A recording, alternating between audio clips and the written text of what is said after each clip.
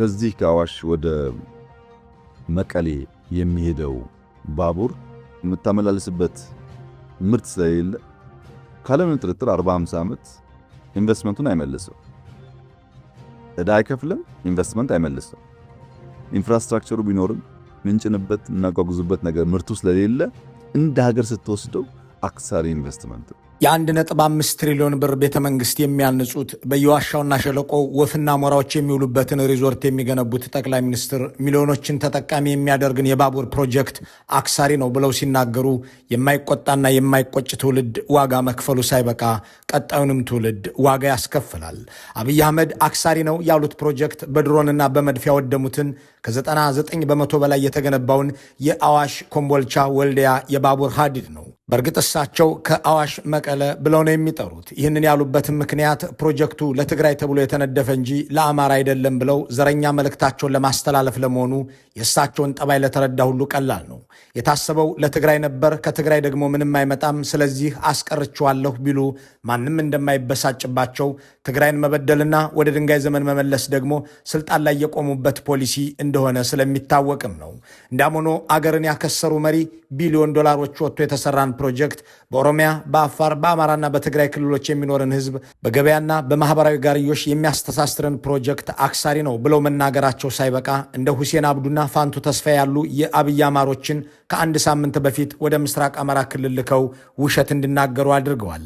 የብልጽግና ውሸት እንደ ሹራብ ክር ተጎልጉሎ የማያልቅ ነውና የአብይ አማሮች እነ ሁሴንና ፋንቱ የአዋሽ ኮምቦልቻ ሐራ ገበያ የባቡር ፕሮጀክት ስራው ዳግም ተጀመረ ብለው በኢቲቪ ሐሰተኛ ዜና አሰራጭተዋል። የወሎ የሰሜን ሸዋና ኬሚሴ ህዝብ ስለዚህ ፕሮጀክት ብሎ የከፈለው ዋጋ ይህንን ፕሮጀክትም በጉጉት ሲጠብቅ ቆይቶ 90 በመቶም ከተጠናቀቀ በኋላ የኦህዴድ ብልጽግና እንዲወድም እንዳደረገው የሚያውቁ ሰዎች ጠቅላይ ሚኒስትሩ አክሳሪ ነው፣ ደግሞም ለትግራይ ተብሎ እንዴት ባቡር ይሰራል የሚል ይዘት ያለው ንግግር ከተናገሩ በኋላ ቁጣቸውን ማሰማታቸውን ተከትሎ የወሎና የአካባቢው ተወላጅ ነን የሚሉትን የአብይ አማሮች አሰማርተው የባቡር ፕሮጀክት ስራው ዳግም ተጀመረ የሚል ውሸት አሰራጭተዋል። ይሁን እንጂ እነ አብዱና ፋንቱ ፎቶ ተነስተው እንዲለቁ የተደረገው ሰሞነኛውን የምርጫ ድግስ ለማድመቅ እንጂ ለሌላ አልነበረም። አብሯቸው የሄደ አንድም ተቋራጭና የግንባታ ባለሙያም የለም። ውድ የኢትዮ ፎረም ተከታታዮች የኦህዴድ ብልጽግና በኢትዮጵያ ውስጥ በሰው ላይ ብቻ ሳይሆን በልማት ላይ የፈጸመውን ጥቃት በተደጋጋሚና በተለያዩ ማስረጃዎች ስናቀርብ መቆየታችን ይታወሳል። የአገዛዙ ጥቃት ሰለባ ከሆኑት ፕሮጀክቶች መካከል አገሪቱ ከህዳሴ ግድብ ቀጥሎ ትልቅ ገንዘብ መድባበት እየሰራችው የነበረው ይህ የአዋሽ ወልዲያ ሐራ ገበያ መቀሌ የባቡር ፕሮጀክት አንዱ ነው። ፕሮጀክቱ አብይ ቤተ መንግስት በገቡ በአራተኛው ወር ያስቆሙት፣ የተቋራጩ የባንክ አካውንት እንዲታገድ ያደረጉት፣ ግንባታው ቢጠናቀቅም የኤሌክትሪክ አቅርቦት እንዳይደርስለት የከለከሉት፣ በመቀጠልም በቱርክና ኢራን ድሮን ያወደሙት፣ የተረፈውን በመንግስት ተሽከርካሪዎች ጭምር እንዲዘረፍ ያደረጉት፣ በመጨረሻም አክሳሪ ፕሮጀክት ነበር ብለው የጠሩት ሆኖ የተጠናቀቀ እጅግ የሚያስቆጭ የአገር ልማትና ሀብት ነበር። ይህንን ጉዳይ በዝርዝር እያንዳንዱን ምስጢርና ተንኮል በበቂ ማስረጃ በዚህ ዝግጅት በማሳየት ጠቅላይ ሚኒስትሩና ተላላኪዎቻቸው በኢትዮጵያ ሕዝብ ሀብት ላይ የፈጸሙትን ወንጀል እናቀርባለን። እንዲህ ያለውን መሰናዶ የምናቀርበው ከሁሉም በላይ ቀጣይ ትውልድ እነዚህ ገዦች የፈጸሙበትን ሁላ አቀፍ በደል እንዲገነዘብና በታሪክ ወንጀለኛ መሪዎች ተብለው እንዲመዘገቡ ለማድረግም ጭምር ነው። እናም እያንዳንዱን ዝርዝር ጉዳይ በጽሞና ትከታተሉን ዘንድ ከወትሮ በተለየ በአጽንኦት እንጠይቃችኋለን። ይህንን የሚያስቆጭና የሚያበሳጭ አገራዊ ኪሳራ አክሳሪ ነው ብለው የመጡት ጠቅላይ ሚኒስትሩ እሳቸው ለእርሳቸው መቀመጫ ብቻ ቤተ መንግስት የሚሰሩ መሆናቸውን እንርሳው። እሳቸውና ጥቂት የአረብ ባለሀብቶች የሚዝናኑባቸውን የበጋና የክረምት ሪዞርቶችን በየጫካው መስራታቸውን የምንትወው። የሚሊዮኖች መገልገያ የሆነን ፕሮጀክት አክሳሪ ብለው ሲነሱ ግን ይህ የሚያከስር ሳይሆን አዋጭነቱ በሚገባ የተረጋገጠ በፋይናንስ ምንጮቹ ጭምር በዓለም አቀፍ ደረጃ በደንብ የተጠና ነውና ይህንን ለማሳየት በፕሮጀክቱ ላይ የተሰማሩ ባለሙያዎችን እንዲሁም የጥናት ሰነዶቹን ዋቢ እናደርጋለን። አብይ አህመድ አክሳሪ ነው የሚሉት ሪዞርትን ወይም በ1.5 ትሪሊዮን ብር የሚገነቡትን ቤተ መንግስት አይደለም፣ በጠቅላላ የባቡር ፕሮጀክቶችን ሁሉ ነው። በየቀኑ 100 ሺዎች ይገለገሉበታል የሚባለውን የአዲስ አበባ ቀላል ባቡርንም የኢትዮጵያን ሎጂስቲክስ የሚያመላልሰውን የኢትዮ ጅቡቲን የባቡር መስመርም ነው። የዚህ ምክንያቱ ምንድነው የሚለውን ለመመለስ እንሞክራለን። በዚህ ዝግጅት የምናቀርባቸውን ቁጥራዊ መረጃዎች፣ ሐቆችና ሁኔታዎች በጽሞና እንድትከታተሉን ለሌሎችም እንድታጋሩት እንድትወያዩበትና በማስታወሻም ጭምር እንድትይዙት በድጋሚ እንጠይቃለን።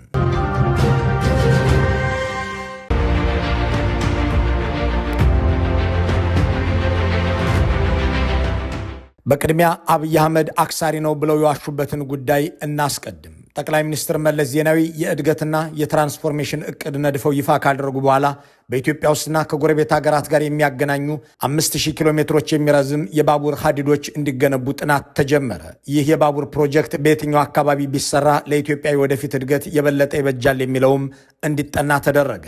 ዓለም አቀፍ አማካሪዎችም ተቀጠሩ። ከዚያም በአዲስ አበባ የከተማ ባቡር፣ በአገሪቱ ዋና ከተማ ጋር የሚገናኙ ደግሞ ከአዲስ አበባ እስከ ጅቡቲ ወደብና ከአዋሽ ወልዲያ ሐራ ገበያ፣ ከዚያም ከሐራ ገበያ እስከ መቀሌ የሚለውን አማካሪ ድርጅቶቹ አጠኑ።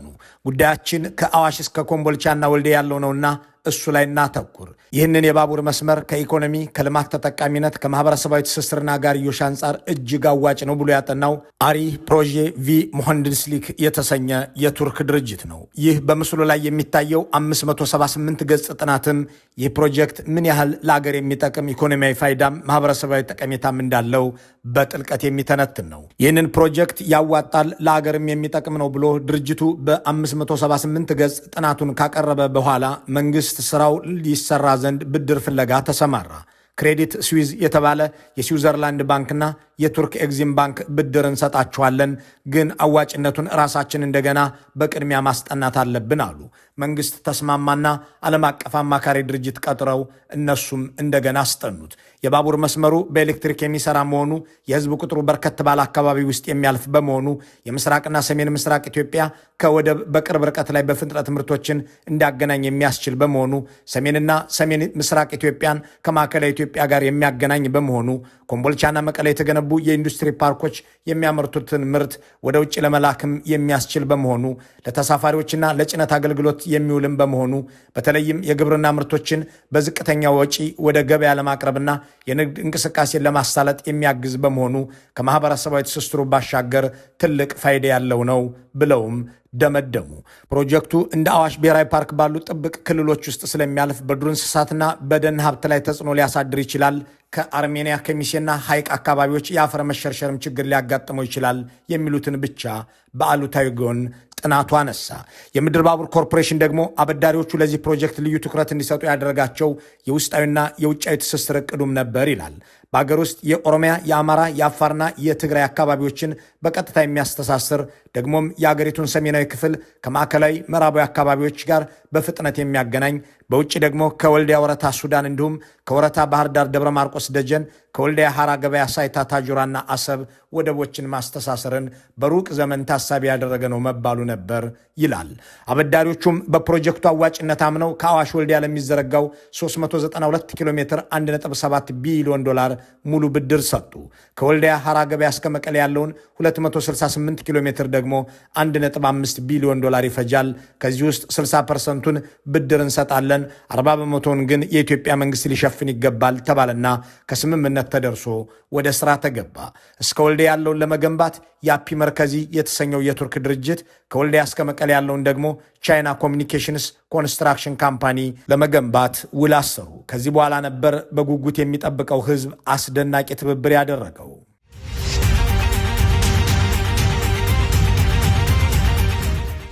ግንባታው እንደተጀመረ ከአዋሽ ኮምቦልቻ ወልዲያ ባለው መስመር ብቻ ለፕሮጀክቱ ቅድሚያ ለመስጠት ሲሉ ከ10 ሺህ በላይ አርሶ አደሮች ያለምንም ካሳና በመጠነኛ ካሳ ተፈናቀሉ።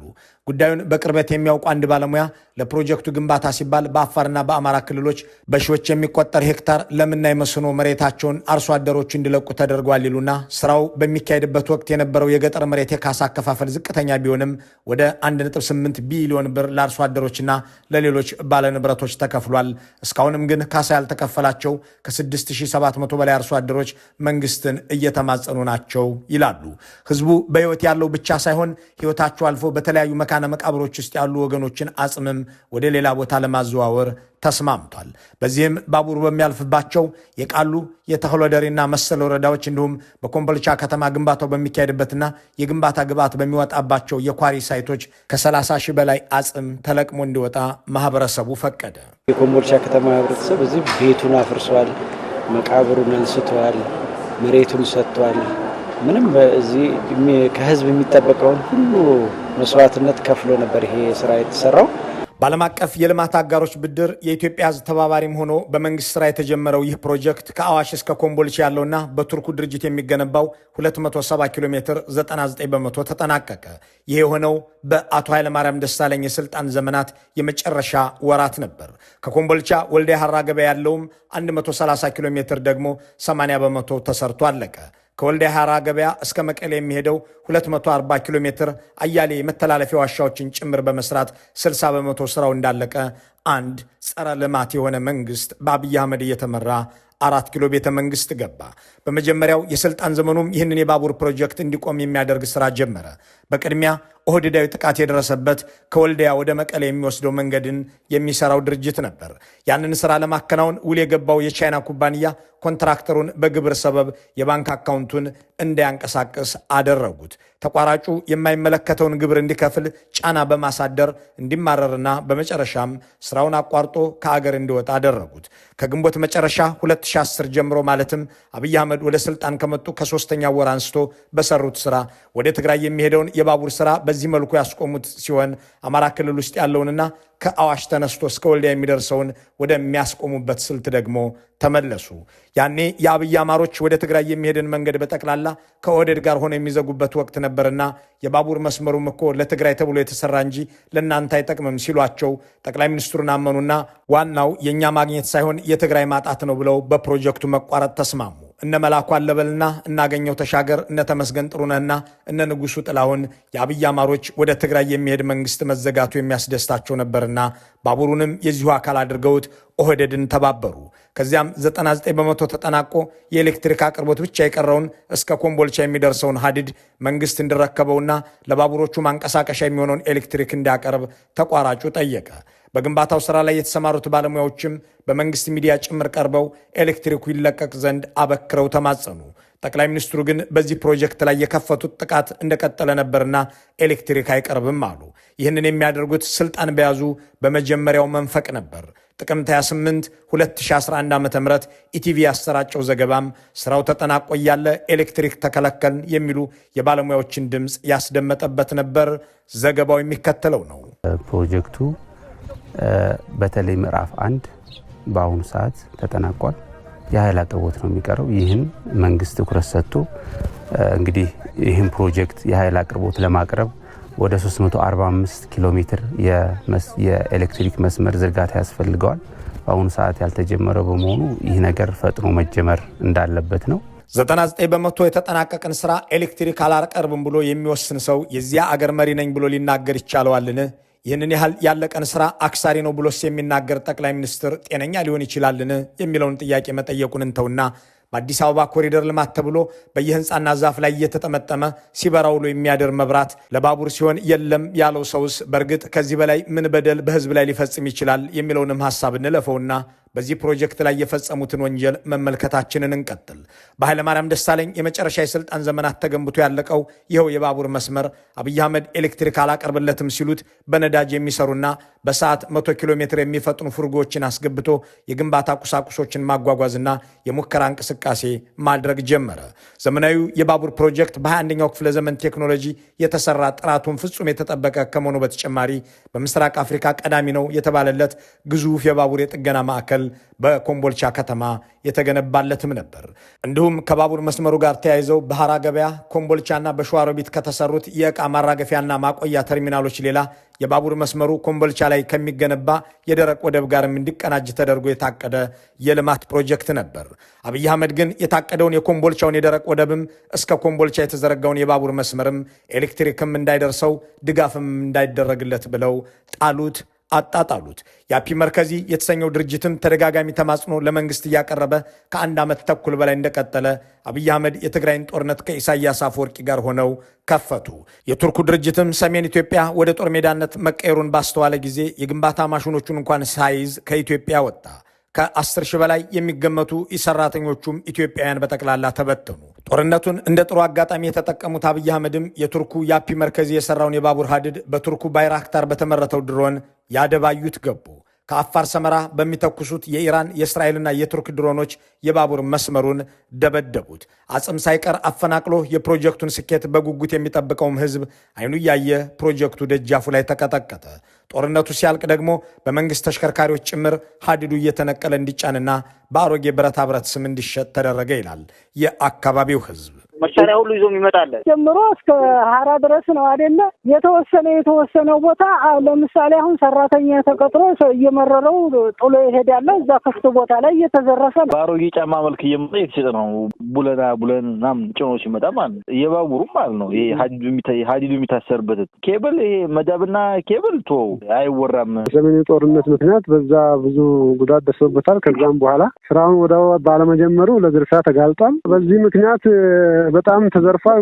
ጉዳት ደርሶበታል። ብዙ በተሽከርካሪ ጭምር ነው። ባለሙያዎች የታገዘ ዘረፋ ነበር የሚደረገውና የባቡር ሀዲዱ ስራ ከተጠናቀቀ በኋላ ኤሌክትሪክ እንዳይቀርብለት ቀጥሎም እያየሁና እየፈረመሁ እየተመለከትሁ የምተኩሰው ነው በሚሉት በድሮንና በሜካናይዝድ እንዲደበደብ ያደረጉት ጠቅላይ ሚኒስትር አብይ በመቀጠልም የባቡር መስመሩን ደህንነት ለመጠበቅ የተቋቋመው ድርጅት ሰራተኞች ደሞዝ እንዳይከፈላቸው አደረጉ። ቢራሮ ሴኩሪቲ ኤጀንሲ የተባለ የግል ድርጅት የባቡር መስመሩን ደህንነት ለመጠበቅ ከ3000 በላይ ሰራተኞችን ቀጥሮ ሲሰራ ከምድር ባቡር ኮርፖሬሽን ጋር ውል አስሮ ነበር። ይሁን እንጂ አብይ አህመድ ኮርፖሬሽኑ ለጥበቃ ሰራተኞቹ መክፈል የነበረበትን 100 ሚሊዮን ብር እንዳይከፍል ከለከሉት። ከዚያም ሰራተኞቹ ተበተኑ። የባቡር ሀዲዱም መዘረፉን ቀጠለ። ንብረቱ የተዘረፈበትና ክፍያው የዘገየበት የአፒ መርከዚ የተሰኘው የቱርክ ድርጅትም የብልጽግናን መንግስት $2 ቢሊዮን ካሳ ይክፈለኝ ብሎ በለንደን ፍርድ ቤት ከሰሰው። የግንባታውን ሂደት ያጓተተው መንግስት ነው፣ ክፍያ አልፈጸመልኝም፣ ንብረቴም ተዘርፏል፣ በ9% ወለድ የሚሰላ ክፍያ ይስጠኝ ብሎ ክስ የመሰረተበት ሰነድ በዚህ በምስሉ ላይ በሚታየው ዘገባ ላይ ተገልጿል። በቱርክ ኩባንያ የተሰራ ልማት በቱርክ ድሮን ያጠፉት ጠቅላይ ሚኒስትር አብይ ይህንን ሁሉ ቀውስ ካደረሱበት በኋላ የአዋሽ መቀለ የባቡር መንገድ እኮ አክሳሪ ነው ብለው ለመቀሌና ለትግራይ የተሰራ ብቻ አስመስለው በትግራይ ላይ ምንም አይነት ወንጀል ቢፈጽሙ ሚሊዮኖችን ገድለው 100 ሺዎችንም አስደፍረው አልተጠየቁምና ምንም እንደማይባሉ ስለሚያውቁ ምክንያታቸው ትግራይ ስለሆነ ብለው አቀረቡት። ይህም አልበቃቸውም። ይህንን አክሳሪ ነው ያሉትን ስራ ህዝብ በጉጉት የሚጠብቀው ነበርና እና አብዱ ሁሴንን ባሳለፍነው ሳምንት ወደ ኮምቦልቻ ልከው ሄዳችሁ ፕሮጀክቱ እንደገና ተጀምሯል ብላችሁ ተናገሩ ብለው እንዲቀጥፉ አዘዟቸው። የአብይ አማሮች እየተቀያየሩ ለአብይ አህመድ መላላክ ስራቸው ነውና ይህንኑ ሊያደርጉ በዚያው ተገኙ። እና አብዱ ሁሴንም አለቃቸው አክሳሪ ነው ያሉትን ፕሮጀክት አትራፊ ነው፣ ወደ ስራም ገብቷል እያሉ ሲናገሩ ተደመጡ። ኮምቦልቻ ሀራ ገበያ የባቡር መንገድ ሰሜኑን ኢትዮጵያና መካከለኛውን ኢትዮጵያ የሚያገናኝ የፕሮጀክት ነው። ይህ ፕሮጀክት በተለይ ለዚህኛው ቀጠና ከፍተኛ ምርትንም አገልግሎትንም በማጓጓዝ በተለይ ደግሞ ሰሜኑንና መካከለኛውን ኢትዮጵያ ከጅቡቲ ኮሪደር ጋር በማስተሳሰር ትልቅ ሚና ይኖረዋል ተብሎ በመንግስት ታስቦ የተጀመረ ፕሮጀክት ነበረ። ይህንን ያህልና ከዚህም በላይ ወንጀል የተፈጸመበት የአገር ሀብት አሁንም እንደባከነ ይገኛል። የወደድ ብልጽግና አገዛዝ በአማራም ሆነ በትግራይ ክልል እንዲሁም በአፋር ክልል ውስጥ 1 ኪሎ ሜትር መንገድ የሚሰራት ፕሮጀክት የለችውም። አስቀድሞ የተጀመሩትን ሁሉ እንዲቆሙ አድርጓቸዋል። ይህንን ከ3 ቢሊዮን በላይ የሚገመትን የባቡር ፕሮጀክት በሰሜን ኢትዮጵያ ያስቆመው ከብልጽግና ውጭ ሌላ የለም። የአገዛዙ ሹማምንት የባቡር ሀዲድ አብዝተው ይጠላሉ። በተለይ ጠቅላይ ሚኒስትሩ ሁሉንም የባቡር ፕሮጀክቶች አንድም መልካቸው አያምረኝም በማለት አሊያም አክሳሪ ናቸው እያሉ አጣጥለዋቸዋል። የአገሪቱን የትራንስፖርት ችግር ዘመናዊ በሆነ መልኩ ለመፍታት ፍላጎት እንደሌላቸው ያስታወቁት ኦህዴዶች በዓለሙ ስሜ በኩል በየከተማው የአህያና ፈረስ ጋሪ እንጀምራለን ማለታቸው አይዘነጋም። እናም የኦህዴድ አህዮች ከተሞችን እንዲያጥለቀልቁና ኢትዮጵያንም ወደ ኋላ ቀርነት እንዲመልሱ የአገር ሀብት የፈሰሰበትን ፕሮጀክት እንዲቋረጥ አድርገዋል። ሚሊዮኖችን ለሚያንቀሳቅስ የአገር ልማት ሳይሆን ከመንገድ ዳር የቆሙ ህንፃዎች በወገባቸው ላይ የታሰረላቸው ዲም ላይት በራ አልበራ እያለ ሲጨነቅ የሚውል መንግስት ድህነትን ሳይሆን ድሃን የሚጸየፍ አገዛዝ ትላልቅ የባቡር መንገዶችን ለማፍረስ ለማስቆምና ለማጣጣል ቢሰራ ከእርሱ የማይሆን ነገር አድርጓል ሊባል አይችልም። ይህንን የማይጠይቅ ህዝብና ትውልድ ግን ዋጋ ይከፍላል። መልካሙን ሁሉ በመመኘት በዚሁ እንሰናበታለን።